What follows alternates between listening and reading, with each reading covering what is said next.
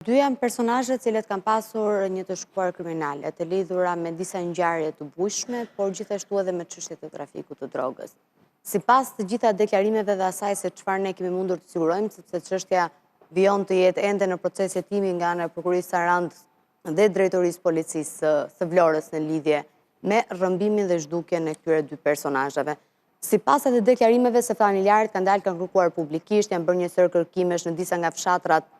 në zonën e Sarandës, por gjithashtu nga ana tjetër edhe në zonën e Ksamilit, aty ku dyshohet që janë zhdukur dy 46 vjeçarët. Sipas të gjitha pamjeve të kamerave të sigurisë, ata janë marrë me një automjet Mercedes-Benz diku rreth mesditës së datës 6 prill dhe kanë shkuar për të zhvilluar një takim pasi Leonard Theodori, ose njohur ndryshe si Koçolja, kishte lënë takim me disa persona të cilët familjarët e tij nuk e dinin se nuk do takoj. Ndërsa Sullovari kishte shkuar në zonën e Sarandës për shkak se aty kishte pasur një diskotekë të cilës ishte prishur dhe së bashku me babain do të sillte materialet të cilat ishin prishur nga diskoteka në drejtim të qytetit të Fierit. Më pas se Leonard